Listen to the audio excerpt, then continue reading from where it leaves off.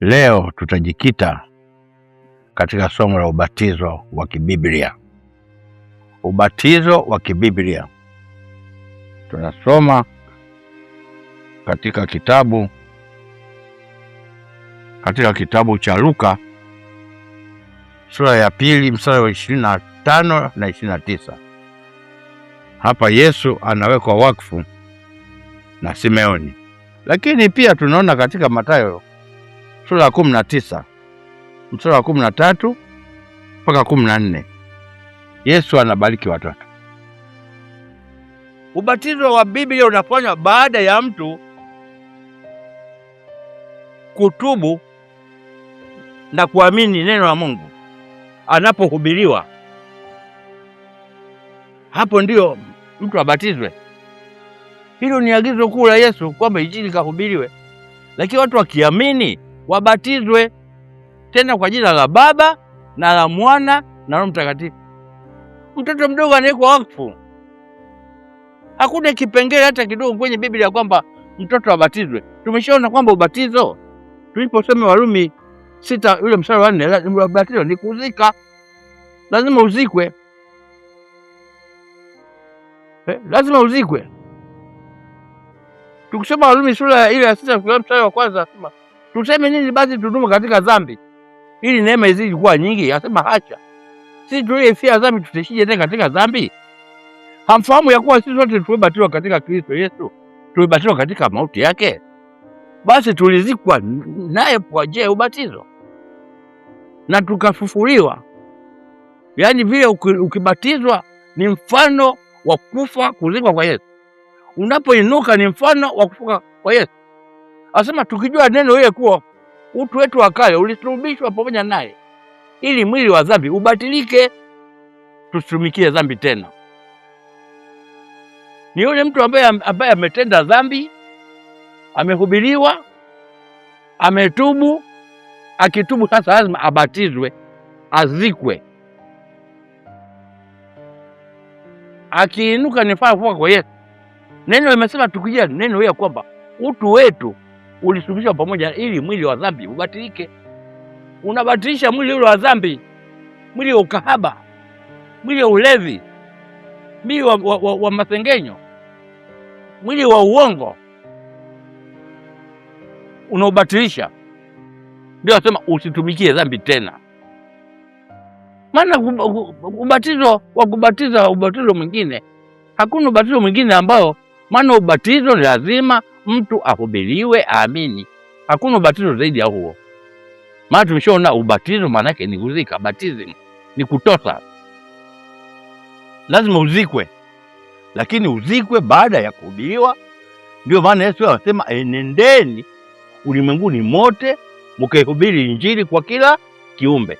Aaminie na kubatizwa ataokoka, asiyeamini atahukumiwa.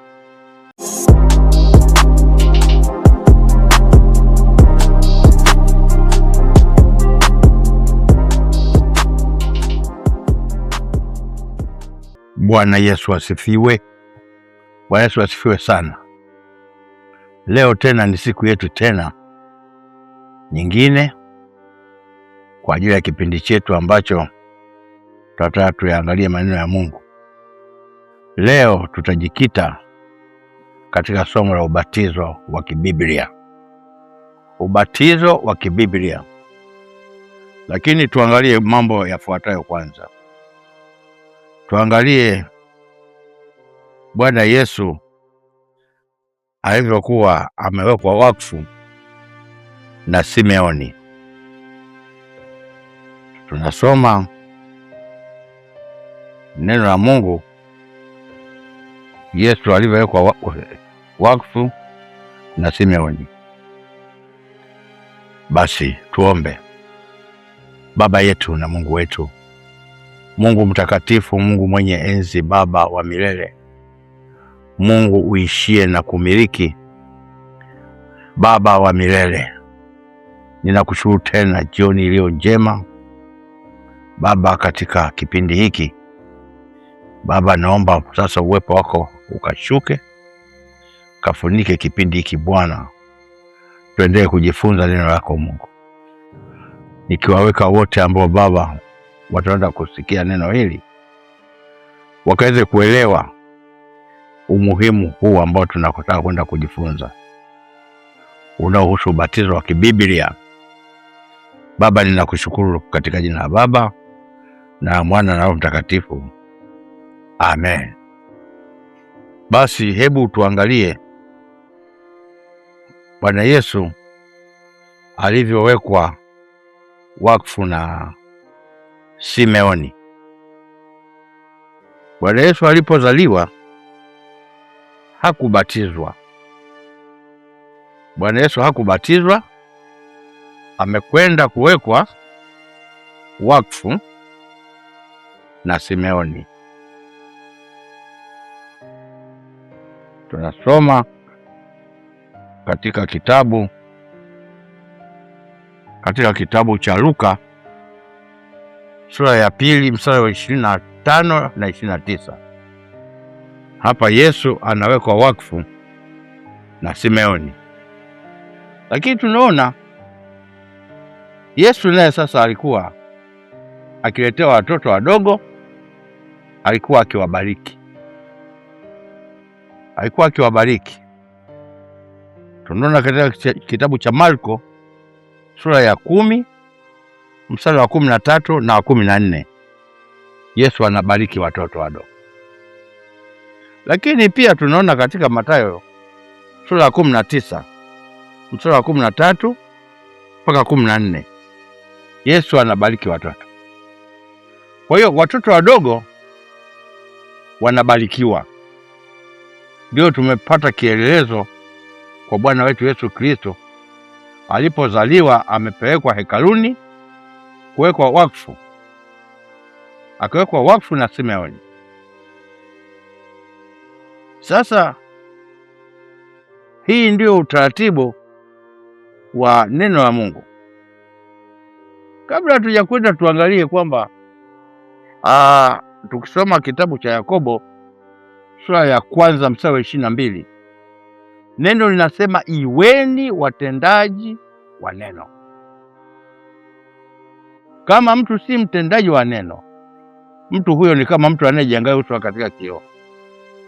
Kwa hiyo tunalolifanya lazima tudai kwamba Mungu, neno lako limesema hivi, neno lako limesema hivi.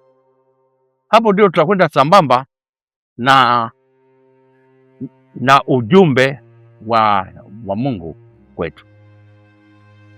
Sasa tuje katika agizo kuu la Yesu Kristo.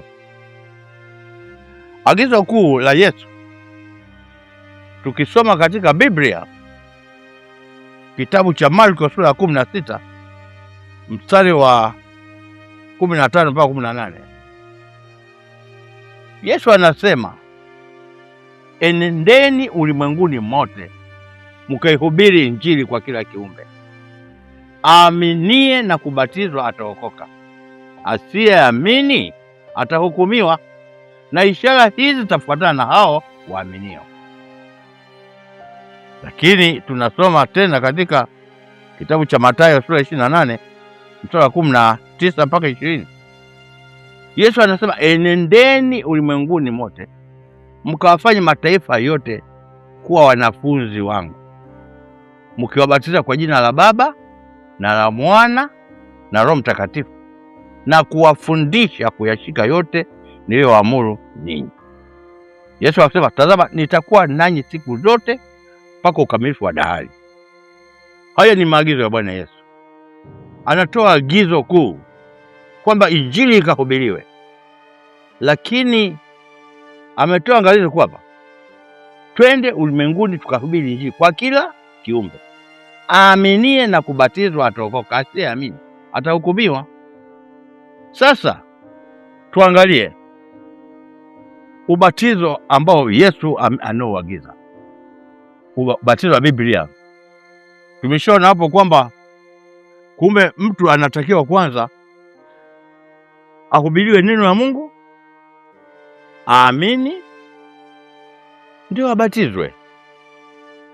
Sasa tuangalie maana na lengo la ubatizo. tunaona katika kitabu cha Warumi sura ya 6 mstari wa 4. Ubatizo maana yake ni kuzika. Ubatizo maana yake ni kuzika. Ndio ubatizo wa kibiblia. Sasa hiyo ni moja. Pili, ubatizo wa kibiblia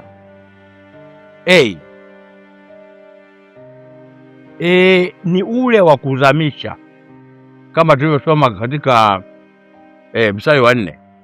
Ubatizo ni ule wa kuzamisha, lazima mtu azamishwe mwili mzima. Huo ndio ubatizo wa kibiblia. B, hufanywa kwa watu wazima, sio watoto wadogo. Watoto wadogo kama tulivyoona pale Bwana Yesu ameenda kuwekwa wakfu, hakubatizwa. Matendo sura ya 8 mstari wa 35 ukisoma pale mpaka 38.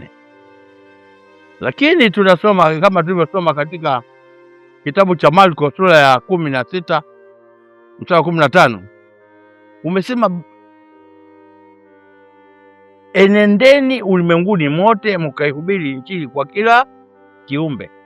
Aaminie na kubatizwa ataokoka, asiyeamini atahukumiwa. Na ishara hizi zitafuatana na hao waaminio. Lazima mtu ahubiriwe, aamini, akiamini ndio abatizwe. Mtoto mdogo huwezi kumbatiza, maana huwezi kumhubiria. Hiyo haimo. Huwezi kunionyesha kabisa katika Biblia kwamba kuna andiko hili inatakiwa mtoto abatizwe. Hakuna andiko hata moja utaonyesha kwamba mtoto. Ndio maana Yesu tumeona kwamba Yesu alikuwa akiletea watoto akiwabariki. Ndio maana Yesu alikuwa akiwabariki watoto, anaweka wakfu. Na tumeona kwamba Yesu mwenyewe amewekwa wakfu na Simeoni. Ubatizo wa Biblia unafanywa baada ya mtu kutubu na kuamini neno la Mungu. Anapohubiriwa, hapo ndio mtu abatizwe. Hilo ni agizo kuu la Yesu kwamba Injili kahubiriwe. Lakini watu wakiamini wabatizwe, tena kwa jina la Baba na la Mwana na Roho Mtakatifu. Mtoto mdogo anawekwa wakfu. Hakuna kipengele hata kidogo kwenye Biblia kwamba mtoto abatizwe. Tumeshaona kwamba ubatizo, tuliposema Warumi 6 ule mstari wa 4, ubatizo ni kuzika. Lazima uzikwe. Lazima uzikwe. Tukisema Warumi sura ile ya 6 mstari wa 1, asema tuseme nini basi tudumu katika dhambi ili neema izidi kuwa nyingi? Asema hacha. Sisi tuliyefia dhambi tutashije tena katika dhambi? Hamfahamu ya kuwa sisi sote tulibatizwa katika Kristo Yesu, tulibatizwa katika mauti yake? Basi tulizikwa naye kwa njia ya ubatizo na tukafufuliwa. Yaani vile ukibatizwa ni mfano wa kufa, kuzikwa kwa Yesu. Unapoinuka ni mfano wa kufuka kwa Yesu. Asema tukijua neno ile kuwa utu wetu wa kale ulisulubishwa pamoja naye ili mwili wa dhambi ubatilike, tusitumikie dhambi tena. Ni yule mtu ambaye ametenda dhambi, amehubiriwa, ametubu. Akitubu sasa lazima abatizwe, azikwe. Akiinuka ni mfano kufuka kwa Yesu. Neno limesema tukijua neno ile kwamba utu wetu ulisulubishwa pamoja ili mwili wa dhambi ubatilike. Unabatilisha mwili ule wa dhambi, mwili wa ukahaba, mwili wa ulevi, mwili wa masengenyo, mwili wa uongo, unaubatilisha. Ndio asema usitumikie dhambi tena. Maana ubatizo wa kubatiza ubatizo mwingine, hakuna ubatizo mwingine ambao, maana ubatizo ni lazima mtu ahubiriwe, aamini. Hakuna ubatizo zaidi ya huo. Maana tumeshaona ubatizo maana yake ni kuzika. Baptism ni kutosa, lazima uzikwe. Lakini uzikwe baada ya kuhubiriwa Ndio maana Yesu anasema enendeni ulimwenguni mote mkaihubiri Injili kwa kila kiumbe. Aaminie na kubatizwa ataokoka, asiyeamini atahukumiwa. Na ishara hizi tafuatana na hao waaminio. Hatuwezi kumhubiri mtoto, si ndio? Mtoto ana kibali moja kwa moja, ufalme wa Mungu ni wao. Yesu amesema waacheni watoto wadogo waje kwangu, maana watoto kama hawa ufalme wa mbinguni ni wao. Watoto wadogo wana kibali. Wewe mtu mzima ndio unataka uhubiriwe, uliyekuwa mlevi, ulikuwa kahaba, mchawi, mwongo, uhubiriwe, utubu. Baada ya kutubu ndio ubatizwe. Unafia dhambi ambayo usitumikie tena. Usitumikie tena dhambi. Bwana Yesu asifiwe. Bwana Yesu asifiwe, watu wa Mungu mnayenisikiliza. Kwa hiyo lengo la Biblia ni lazima tuzamishwe ndani ya maji mengi. Baada ya kutubu ndio ubatizo wa kibiblia. Ubatizo wa kibiblia lazima mtu asikie neno, ahubiriwe. Ukisoma hata Matendo, soma Matendo sura ya 8, usoma mstari wa 37. Usome ili uelewe vizuri kwamba lazima ubatizwe kwenye maji mengi. Bwana Yesu asifiwe. Lengo la ubatizo 3. Lengo la ubatizo ni ushindi wa nje kuhusu badiliko la ndani ya mtu. Ni badiliko. Soma Wakolosai sura ya 2 mstari wa 10 mpaka 14. Lazima kuwe na badiliko. Ni badiliko la nje. Mwili ambao ulikuwa unatumikisha katika mambo yasiyompendeza Mungu, baada ya kuhubiriwa ya kutubu, basi lazima kuwe na mabadiliko. Lazima kuwe na mabadiliko. Hatuwezi kumwabudu Mungu bila mabadiliko. Ndio maana hata Biblia imesema hata imekuwa mtu akiwa ndani ya Kristo amekuwa kiumbe kipya. Tazama, amekuwa mapya. Lazima uwe mpya ni unapolisikia neno la Mungu na ukitubu. Kwa hiyo ubatizo ni badiliko la nje. Angalia ukisoma Wakolosai sura ya 1 mstari wa 13. Anasema naye ametuokoa katika nguvu za giza, akatuhamisha na kutuingiza katika ufalme wa mwana wa pendo lake, ambaye katika yeye tuna ukombozi, yani msamaha wa dhambi. Lazima uhame. Wewe kumhamisha mtoto mdogo, wewe ndio unataka uhame katika nguvu za giza, za uongo, za ukahaba, za ulevi, za uchawi.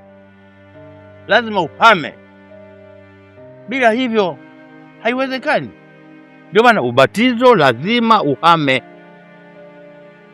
Ni badiliko la nje. Kuhusu badiliko la nje, tumesoma hiyo Wakolosai sura ya 2 mstari wa 10.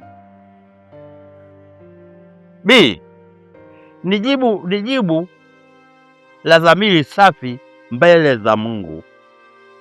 Waraka wa kwanza wa Petro sura ya 3 mstari wa 21. Soma. Nataka kupe mahali ukae usome. Usidanganywe na mtu. Huwezi kumbatiza mtoto mdogo. Mtoto mdogo habatizwi. Mtoto mdogo anawekwa wafu, anabarikiwa, anawekwa wafu. Ndio maana Yesu amepelekwa kwa Simeoni kuwekwa wakfu. Huwezi kumbatiza mtoto mdogo. Mtoto mdogo ana kibali mbele za Mungu. Ufalme wa mbinguni ni wake. Mtoto mdogo ana kibali. Anayestahili kubatizwa ni kila aliyeamini na kutubu. Hapo tunasoma hiyo Marko 16 mstari wa 16. aliyeamini na kutubu. Marko 16:16. Huyo ndiye anayestahili abatizwe. Pia tulisoma Matendo 2:38. Ni kila aliye ambaye ametubu, huyo ndiye anayestahili abatizwe. Kwa hiyo ubatizo wa kibiblia ni lazima mtu apewe neno la Mungu, ahubiriwe, aamini, atubu. Akitubu ije hatua ya kubatizwa. Inakuja hatua nyingine ya kufundisha. Hata muwafundishe kuyashika niliyowaamuru ninyi. Enendeni ulimwenguni mote mkaihubiri Injili kwa kila kiumbe.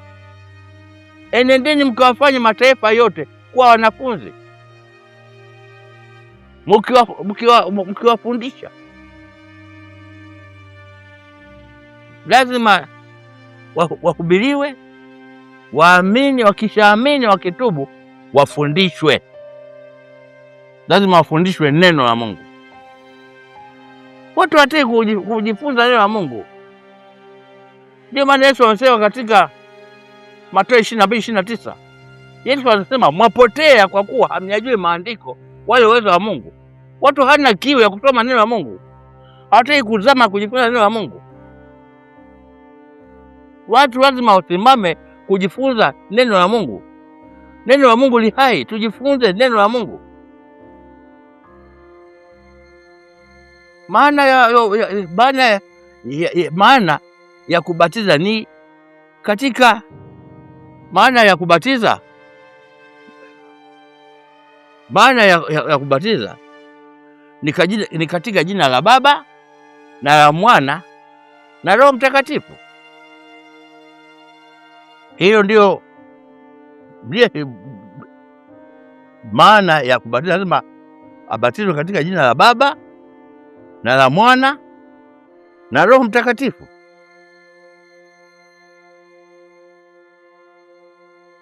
Mathayo 28:19. Soma pale. Abatizwe katika jina la Baba na la Mwana na Roho Mtakatifu. Hiyo ndio maagizo ya Bwana Yesu mwenyewe. Bwana Yesu kweli ametuagiza kwamba twende ulimwenguni mote tukaihubiri Injili kwa kila kiumbe. Lakini aaminie na kubatizwa ataokoka. Asiyeamini atahukumiwa. Maana ameshasema ishara hizi zitafuatana na hao waaminio. Lazima mtu ahubiriwe neno la Mungu, aamini, ndio abatizwe. Bila tumesema ubatizo maana yake ni kuzika, kuzamisha, baptism, kutosa. Hakuna kitu kingine zaidi ya hapo. Tumeshasema kwamba bila kutumia neno la Mungu. Sasa tunaona kwamba huyu tunamwona Yohana nyikani pale alikuwa akibatiza ubatizo wa toba. Alikuwa akihubiri kule katika mto Yordani. Alikuwa akihubiri akiwaambia watu watubu. Hakuwa kwamba alikuwa anawabatiza tu. Watu walikuwa wakiendea ule ubatizo wa toba. Hakuwa akibatiza tu mpaka mtu atubu. Akitubu ndio abatizwe. Kwa hiyo Yohana alikuwa kule nyikani akitoa wito watu watubu. Soma Mathayo sura ya 3 mstari wa 11. Soma ndugu yangu, Mathayo sura ya 3:11. Soma Marko sura ya 1 mstari wa 4 na wa 5. Soma Luka 3 mstari wa 4 mpaka 16. Soma Yohana sura ya 1 mstari wa 26 na 27. Haya yote yalikuwa Yohana akibatiza watu watubu. Tubuni mkabatizwe kwa jina la Baba mpate ondoleo la dhambi zenu. Tubu ili uondolewe dhambi. Kwa hiyo ubatizo wa Biblia lazima mtu aamini. lazima mtu aamini ndio abatizwe. Tunasoma katika kitabu cha Warumi sura ya 10 mstari wa 8. Biblia inasema lakini anenaje? Lile neno karibu nawe katika kinywa chako na katika moyo wako. Yaani ile neno la imani tulihubiriwa. Kwa sababu ukimkiri Yesu kwa kinywa chako ya kuwa ni Bwana na kuamini moyoni mwako ya kuwa Mungu alifufua katika wafu, utaokoka. Kwa maana kwa moyo mtu huamini hata upata haki, na kwa kinywa hukiri hata upata wokovu. Kwa maana andiko la nena, kila amwaminie hata tahirika. Kwa maana hakuna tofauti ya Myahudi na Myunani, maana yeye yule ni Bwana wote, mwenye utajiri kwa wote wamwitao. Kwa kuwa kila atakayeliitia jina la Bwana ataokoka.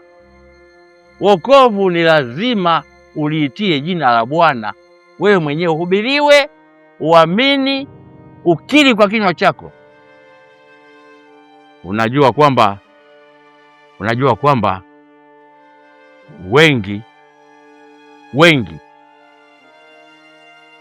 wengi wana Ukristo wa kurithi. Yohana 1:12 nasema, bali wote waliompokea aliwapa uwezo wa kufanyika watoto wa Mungu, ndio wale waliaminio jina lake, waliozaliwa si kwa damu, wala kwa mapenzi ya mwili, wala kwa mapenzi ya mtu, bali kwa Mungu. Watu wengi wana Ukristo wa mtu, wana ulokole wa mtu, kwamba sisi wanangu, sisi ni walokole. Kwa hiyo hakuna namna hiyo mpaka aje amkiri yeye mwenyewe. Sisi ni Wakristo, sisi haiwezekani, lazima aje akili.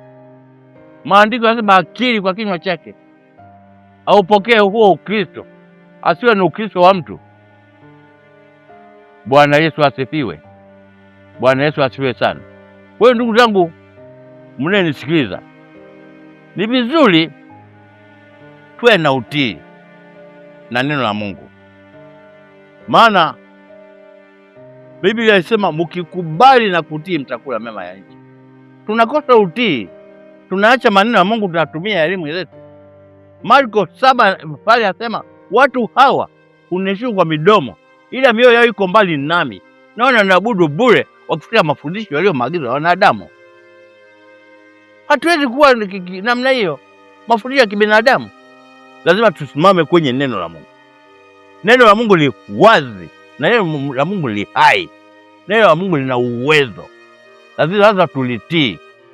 Ameshasema pale Yakobo 1:22, iweni watendaji wa neno. Kama mtu si mtendaji wa neno, mtu huyo ni kama mtu anayejiangalia kutoka katika kioo, maana hujiangalia kisha huenda zake mara akasahau jinsi alivyo. Tuwe watendaji wa neno. Neno la Mungu lina uwezo, neno la Mungu lina uzima. Kwa hiyo ndugu, natoa wito kwamba kila mmoja hebu yatafakari maneno haya. Tuwe watendaji wa neno la Mungu. Tuwe watendaji wa neno la Mungu. Tuangalie neno limeagiza kwamba Bwana, ninafanya neno lako limesema hivi. Neno lake, na Mungu anaisimamia neno lake. Haya mambo ya kufanya kiakili Mungu anachukia sana. Unaona pale katika Zaburi ya 53 mstari wa 2 asema, toka mbinguni Mungu anachungulia wanadamu aone kama yuko mtu mwenye akili amtafute Mungu. Lazima tuingie katika maneno ya Mungu, tuliangalie neno la Mungu, tutafute maneno ya Mungu, tuyaishie, tukae kwenye maneno ya Mungu. Maneno ya Mungu hata Yesu amesema katika Yohana sura ya 8 pale mstari wa 31 asema, basi Yesu akawaambia wale Wayahudi waliomwamini, ninyi mkikaa katika neno langu mtakuwa wanafunzi wangu kweli kweli, tena mtaifahamu kweli, na hiyo kweli itaweka huru. Kukaa katika neno la Mungu. Tukae katika neno la Mungu. Neno la Mungu ndio uzima wetu. Tukaa katika neno la Mungu, tutafanya maagizo ambayo Bwana ametuagiza. Haya ni maagizo ya Bwana Yesu kwamba twende ulimwenguni mote tukaihubiri Injili kwa kila kiumbe. Ni agizo. Sasa aaminie na kubatizwa ataokoka, asiyeamini atahukumiwa. Na ishara hizi zitafuatana na hao waaminio. Sasa ndugu yangu, tuache mazoea, tuwe watendaji wa maneno ya Mungu. Mungu yuko tayari kabisa kutengeneza mambo mazuri kwetu, lakini kama hatutakwenda kusimama katika neno la Mungu, tutafananishwa na mtu anayejengeshwa katika kioo. Bwana Yesu asifiwe sana. Bwana Yesu asifiwe sana. Ni wakati unatisha. Mungu atusaidie sana. Niombe kwamba, kwa sababu nisiache kuambia ndugu yangu tu katika kipindi kigumu juu ya mafundisho haya, uovu umezidi, watu wamgeukie Mungu. Uasherati umepamba moto, kuna ukimwi, na ukimwi ni hatari. Ukimwi hauna dawa. Lakini niombe ndugu yangu, tuishukuru serikali yetu imeleta dawa za kudhoofisha vile virusi. Ombi tu ni kwamba uende kwenye vikituo, uende ukapate ukaonane na wataalamu. Tena bahati sasa kuna dawa zimeletwa za kukinga, lakini nenda kwenye kituo. Lakini ukimwi hauna dawa. Kwa hiyo uovu umepamba moto na uasherati umepamba moto. Tusipotii tutaponaje? Tutaponaje? Lazima tumgeukie Mungu. Kwa hiyo nikuombe ndugu yangu, nimeona nikuambie machache haya. Hebu nenda kwa wataalamu, nenda kapime, usijinyanyapae. Hata kama umeelewa na ukimwi, utapata huduma. Nenda kwa wataalamu ukapate huduma. Ukimwi upo na ukimwi hauna dawa. Umeona kwamba katika haya niingize hayo kwamba ndugu yangu, maana sasa ni kipindi kinatisha. Uovu umepamba moto, watu hataki kumtafuta Mungu. Watu wanatakiwa watubu, wamgeukie Mungu. Ukisoma Mambo ya Nyakati wa Pili 7:14 asema, ikiwa watu wangu walitwa kwa jina langu, kama watanyenyekesha na kuomba na kuziacha njia zao mbaya na kutafuta uso wangu, Mungu amesema toka mbinguni nitasikia na kuwasamehe dhambi yao na kuiponya nchi yao. Kama tunasimama kwa Mungu kikamilifu, na ukimwi unatoweka. Tukisimama kwa Mungu kikamilifu, na ukimwi utatoweka. Lakini lazima tuziache njia mbaya. Tuziache njia mbaya. Jamani, Mungu awabariki sana. Mungu awabariki sana. Leo tukomeshie hapa. Mungu awabariki sana. Kwa hiyo tuombe. Mungu akutie nguvu utafakari maneno haya. Nimeshakupa maandiko, kaa soma, muombe Mungu kwamba Mungu, naomba unifunulie ili nikuelewe. Yesu ameshasema kwamba mwapotea kwa kuwa hamyajui maandiko, lakini ameahidi kwamba Luka 24:45 anasema ndipo wakawafunulia akili zao wapate kuelewa maandiko. Ni huyu shetani tu kuiba fahamu zetu. Mwambie shetani, achie ufahamu wangu. Shetani, achie ufahamu wangu. Tuombe. Takatifu Baba yetu wa mbinguni, Mungu mwenye enzi, Baba wa milele, ninakushukuru Baba na kuliinua jina lako. Tumeweza Baba kusema maneno machache, tumejiangalia maneno machache haya. Naomba Mungu Baba wa mbinguni, maneno haya kavuvie na uwezo wa Roho Mtakatifu, ili kila mtu akaelewe Baba yaliyo mapenzi yako. Maana umesema tuwe watendaji wa neno. Tulifuate neno lako Baba wa mbinguni. Tunalolifanya liseme neno lako limesema hivi. Tutumie akili zetu. Mungu tusaidie Baba. Tuongoze. Kamsaidie yote yule ambaye anasikia maneno haya akadumu katika kuyaishia maneno haya. Mungu, najua wewe unatupenda mno. Upende hata mtu mmoja apotee. Tufunulie Baba hazina hii ya kufahamu zaidi maneno yako matakatifu. Mungu mwaminifu na mwenye haki, Ninakushukuru Baba na kulinua jina lako, katika jina la Baba na la Mwana na Roho Mtakatifu, amen. Sasa nimependa sana kwa kweli kwa haya mambo yote haya mpaka uamini, maana Biblia imesema yote yanawezekana kwake yeye aaminie, na kuhamasisha uamini. Sasa nitaimba ubeti mmoja tu, Mungu niumbie imani. Mungu akuumbie imani ili uweze kuamini haya maneno ya Mungu ambayo tumejifunza. Mungu niumbie imani, nipate shika neno lako. Imani nipate kuona raha ya mbinguni, nipate ona yote ya utajiri wako, nizidishe imani. Imani huondoa shaka na matumaini huzidi. Imani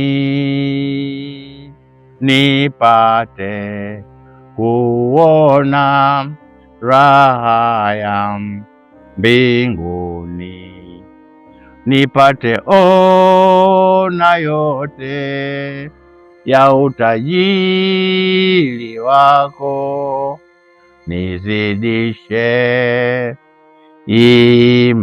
imani. Muombe Mungu akuzidishie imani. Ukiwa na imani utadumu katika neno la Mungu. Amen.